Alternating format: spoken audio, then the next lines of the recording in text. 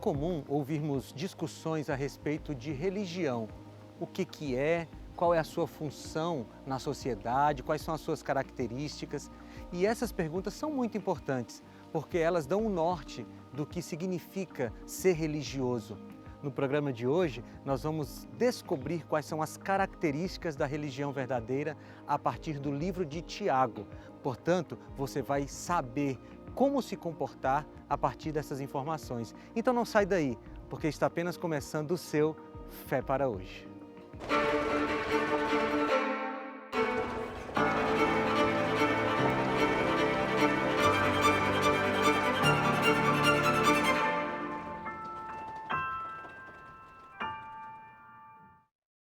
Antes de continuarmos, eu quero te dar um presente muito especial.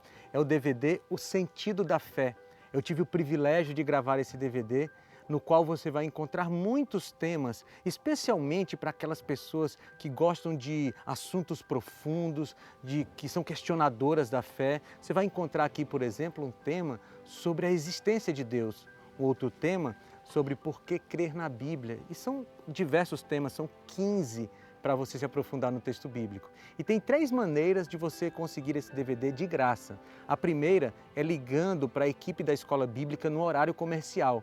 Você liga operadora 12 21 27 31 21, pede o DVD, eles vão fazer um breve cadastro e aí vai chegar na sua casa de graça. Você também pode entrar nesse site aqui que está na tela, biblia.com.br. Lá você faz o seu próprio cadastro e o DVD vai para a sua casa. E a terceira forma é apontando a câmera do seu celular para esse QR Code que está aqui na tela. Vai abrir um link no seu celular, você clica lá e aí você faz o seu cadastro e o DVD vai para a sua casa sem custo algum. É um presente do Fé para Hoje, da TV Novo Tempo, para você. DVD O Sentido da Fé.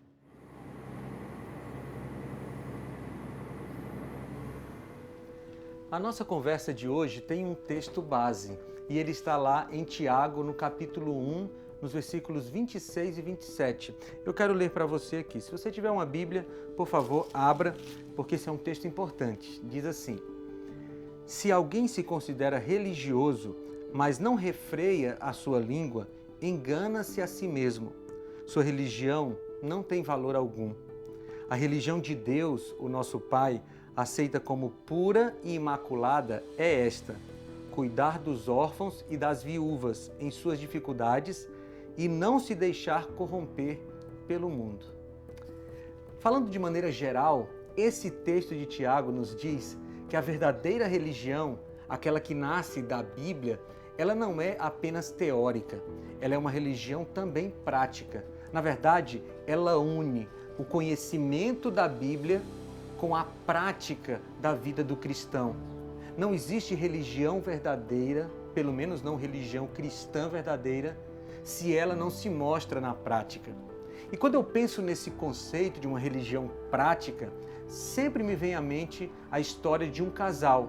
Eles se chamam Léo Hallowell e Jesse Hallowell. O casal Léo e Jesse Hallowell, missionários americanos, iniciaram a obra médica no norte do Brasil. Ele, pastor e engenheiro, e Jessie, enfermeira formada nos Estados Unidos. Em 1921, receberam um chamado para o Brasil e aceitaram servir nesse território, onde trabalharam por 38 anos. Depois de chegarem ao Brasil, o casal dedicou 7 anos no estado da Bahia e, em seguida, foram para o norte, onde havia apenas 3 membros da Igreja Adventista na imensa área ao redor de Belém. Nessa época, os administradores da Divisão Sul-Americana, que é o escritório da Igreja Adventista para toda a América do Sul, decidiram iniciar com urgência uma intensiva atividade médico-missionária ao longo do rio Amazonas e seus afluentes. Léo Hallowell aproveitou uma licença para fazer um curso sobre doenças tropicais em 1930.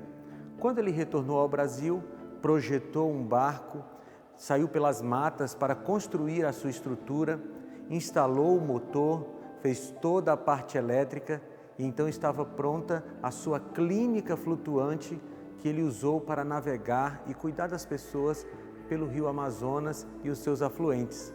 Era a Luzeiro 1.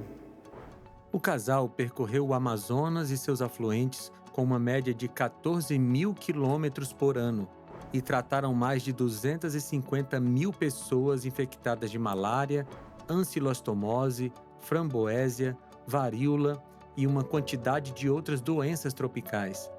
Em um primeiro momento, compravam remédios com os escassos recursos da missão, mas nos anos seguintes, médicos americanos, casas farmacêuticas e até mesmo o governo brasileiro os supriram.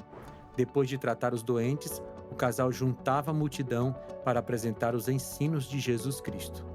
A verdadeira religião vivida por esse casal salvou a vida de muitas pessoas, tanto no aspecto físico quanto no aspecto espiritual. Eles são um grande exemplo de como viver os princípios apresentados por Tiago. Quero me aprofundar um pouco mais em nosso texto base.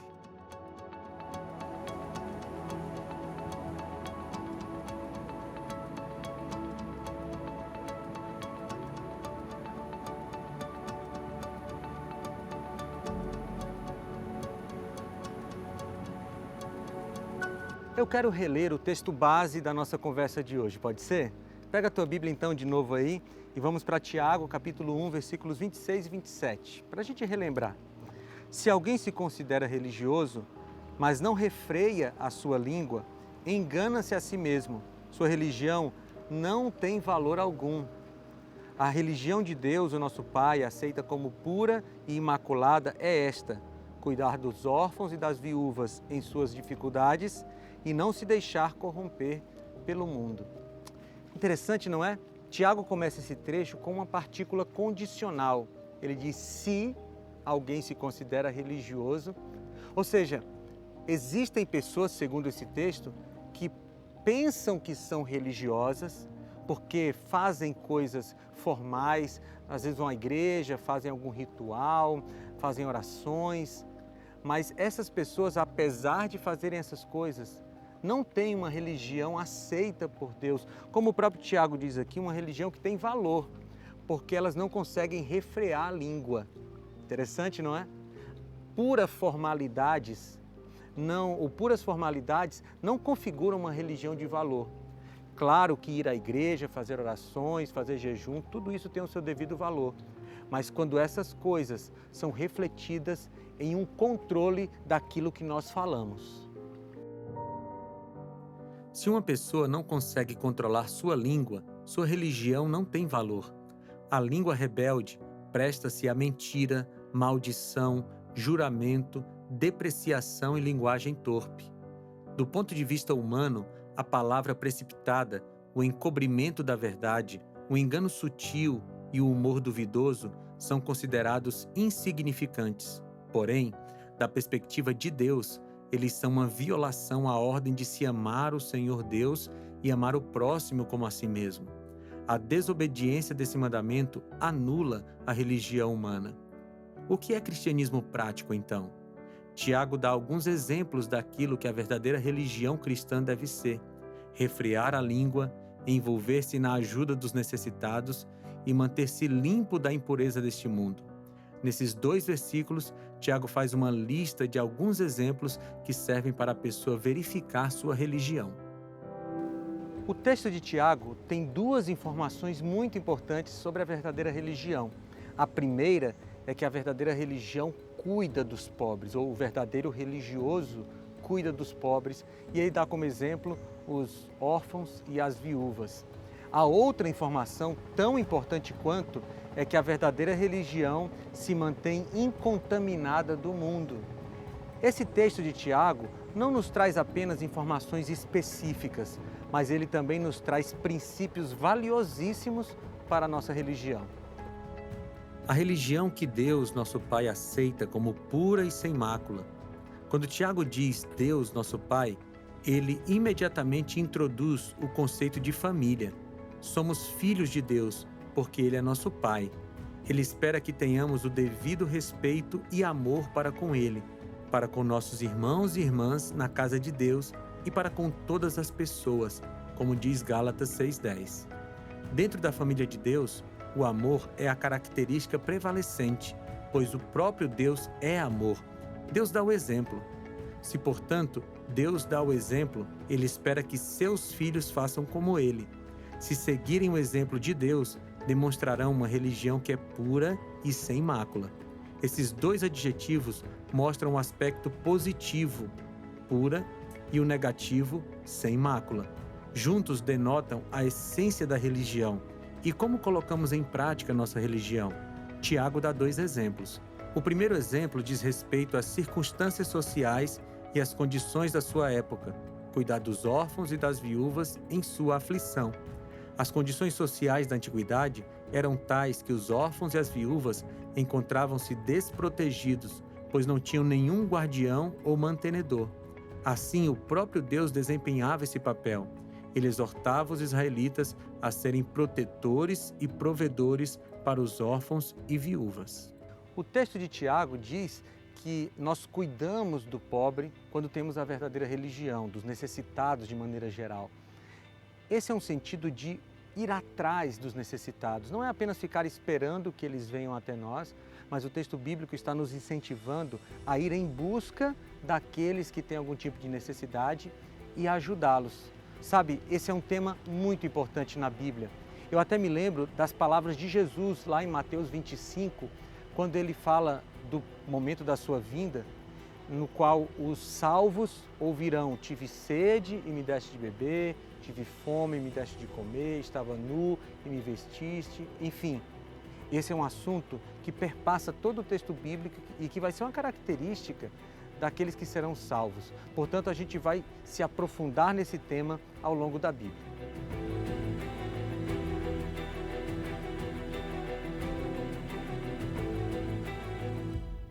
Quem trata bem os pobres empresta ao Senhor, e Ele o recompensará.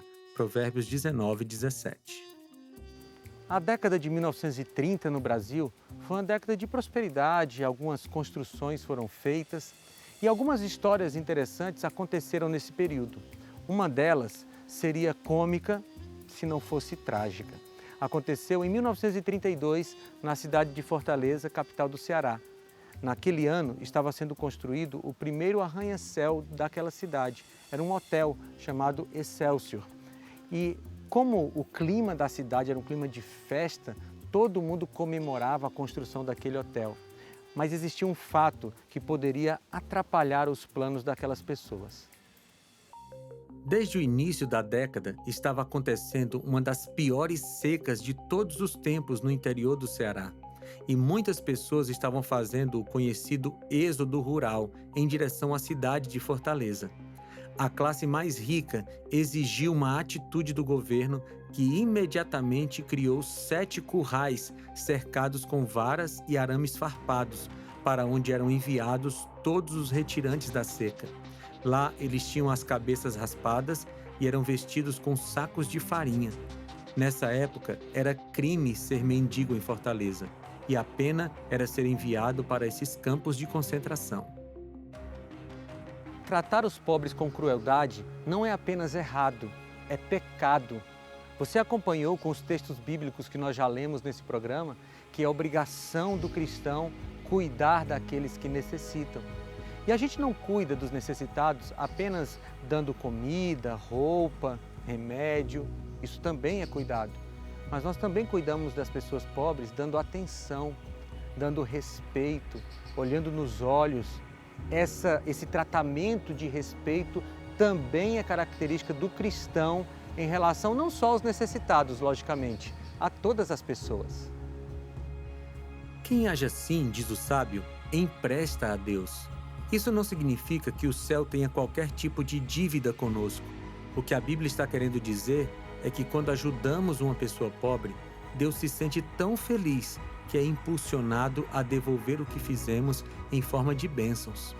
Por isso, o versículo continua dizendo que Deus recompensa. Isso não é teologia da troca, mas um incentivo do céu para que tratemos bem aqueles que não têm nada a nos oferecer. Quando Jesus esteve na terra, deu muita atenção àqueles que passavam necessidades de qualquer espécie, principalmente aqueles que eram pobres espiritualmente. Façamos o mesmo e colhamos as recompensas divinas.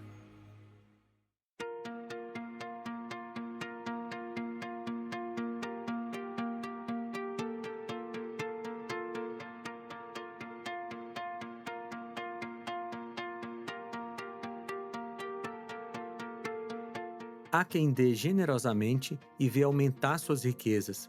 Outros retêm o que deveriam dar e caem na pobreza. Provérbios 11, 24. Existem muitas pessoas que têm o hábito de doar dinheiro, roupas, alimentos para os pobres. E eu já te dei alguns exemplos nesse programa de pessoas que se dedicaram, que dedicaram a vida à ajuda. Eu quero te dar mais um exemplo. Ele se chama Milton Afonso. É um empresário, um grande empresário do Brasil, mas que nasceu numa família pobre, que lutou muito para conseguir a sua formação acadêmica e desenvolver os seus negócios e acabou se tornando dono de uma grande empresa de plano de saúde que chegou a ser a maior do Brasil. Sua história seria comum se não fosse o seu hábito de ajudar pessoas. Ainda estudante, ele vendia livros para manter a faculdade. Quando conseguia mais dinheiro do que necessitava para sua manutenção, fazia questão de ajudar colegas que não tinham dinheiro para estudar naquele período.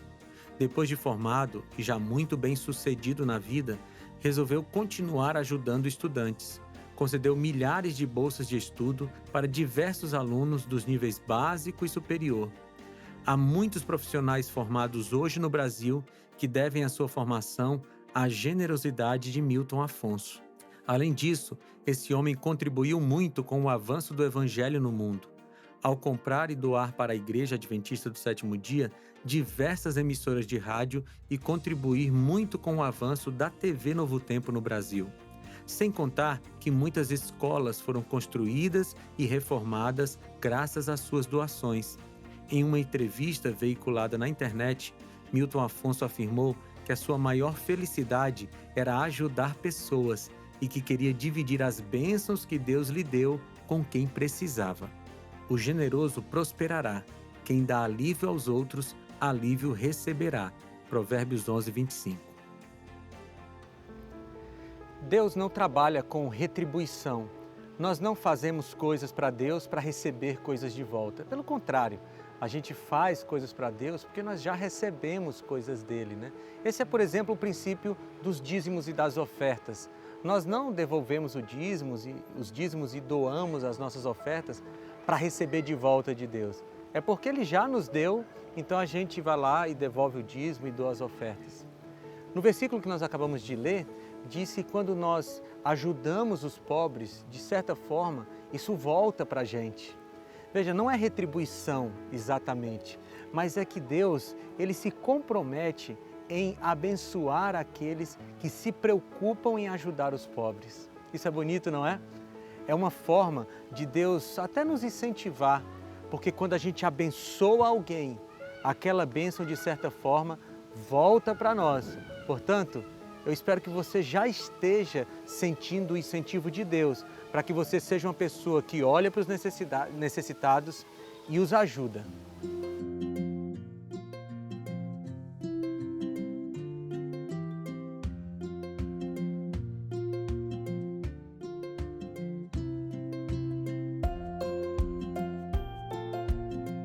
Quando eu era adolescente, eu fazia parte de um grupo chamado de Clube de Desbravadores e a gente gostava muito de acampar. E a gente sempre fazia comida ali nos acampamentos, na beira dos rios. E a gente aprendeu que era melhor usar a água de um rio do que a água de um lago, porque a água do rio, por correr, ela seria melhor, mais potável. Eu sempre pensei nisso, sabe? Os rios, eles são bastante úteis, não porque eles estão parados, mas porque eles estão sempre doando a sua água e doando a água para o mar, e esse ciclo hidrológico vai acontecendo como a ciência explica, não é? Mas essa metáfora do rio é muito interessante. O rio é útil porque ele está sempre doando a sua água para alguém ou para o mar. Sabe, nós temos que ser como rios. A gente precisa estar sempre doando a nossa vida ou se doando para as outras pessoas. Só é útil de verdade um ser humano que doa e que se doa. Entre os seres humanos também funciona assim.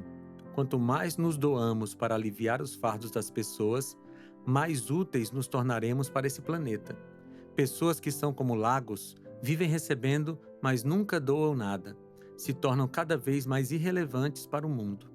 O apóstolo Paulo estava orientando a igreja da cidade de Corinto a respeito dos benefícios de doar bens para o alívio da vida de outros. Ele escreveu um texto motivador que mostra que quem doa e quem recebe a doação são beneficiados com o ato. Quem planta pouco, colhe pouco.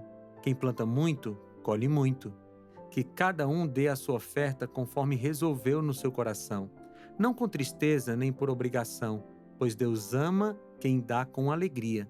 E Deus pode dar muito mais do que vocês precisam para que vocês tenham sempre tudo o que necessitam e ainda mais do que é necessário para fazerem todo tipo de boas obras. Porque isso que vocês fazem não somente ajuda o povo de Deus que está necessitado, mas também faz com que eles façam muitas orações de gratidão a Deus. Eles darão glória a Deus, pois esse serviço que vocês estão prestando mostra a eles que vocês são dedicados ao Evangelho de Cristo, que vocês aceitam e seguem. E eles também darão glória a Deus pela oferta generosa que vocês estão dando a eles e a todos os outros. E eles orarão com muito carinho por vocês, por causa do imenso amor que Deus tem mostrado a vocês. Agradeçamos a Deus o presente que Ele nos dá, um presente que palavras não podem descrever. Segundo aos Coríntios 9, 6 a 15.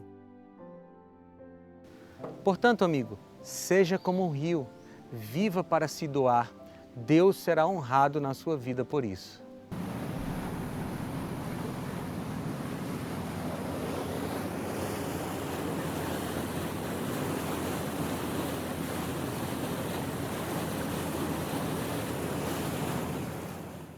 Quem fecha os ouvidos ao clamor dos pobres também clamará e não terá respostas.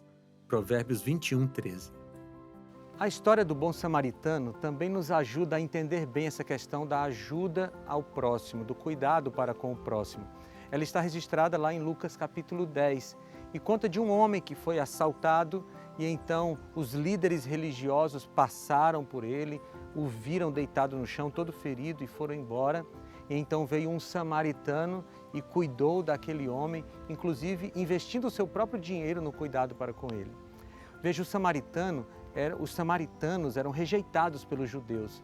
Os judeus diziam que eles nem tinham direito à salvação, mas Jesus usa a figura de um rejeitado pelos judeus para mostrar como se cuida do próximo.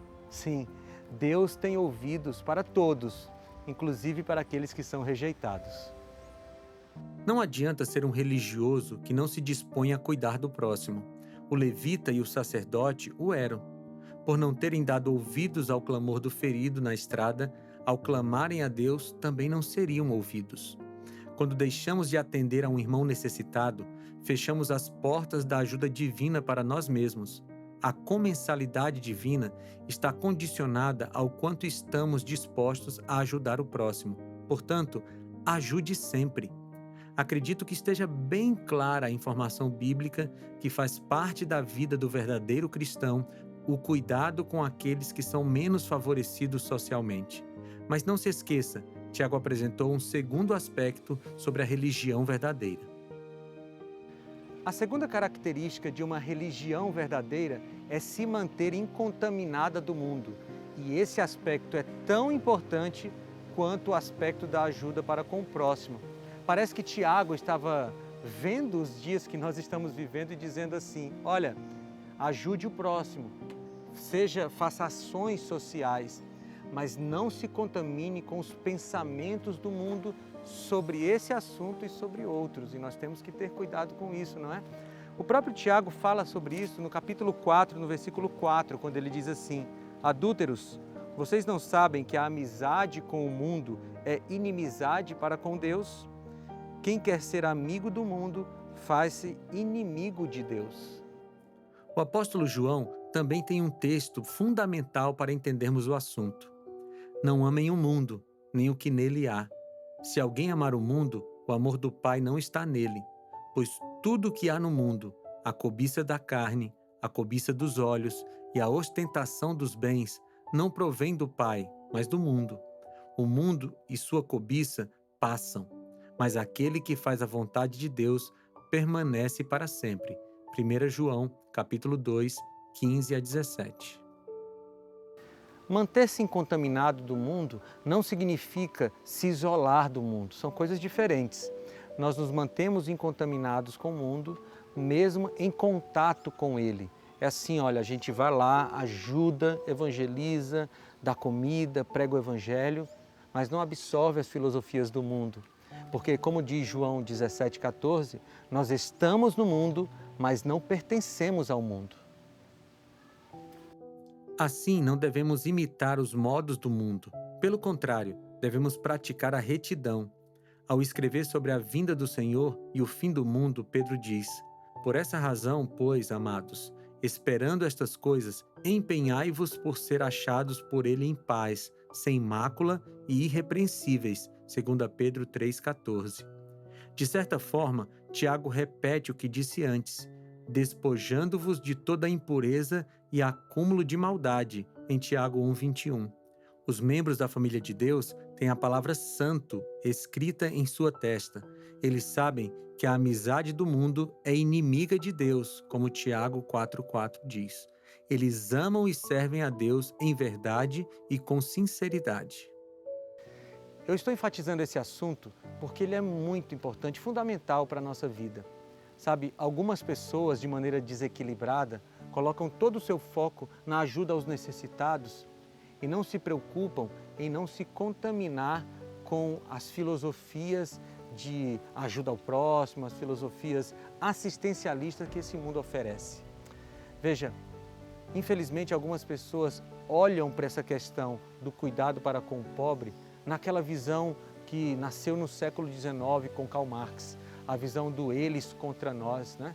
A visão de que pobres e ricos estão em lados diferentes de uma briga. Para o cristão isso não existe. Para o cristão, ricos e pobres devem estar unidos na assistência aos necessitados. Sim, tanto faz se você tem dinheiro ou se não tem.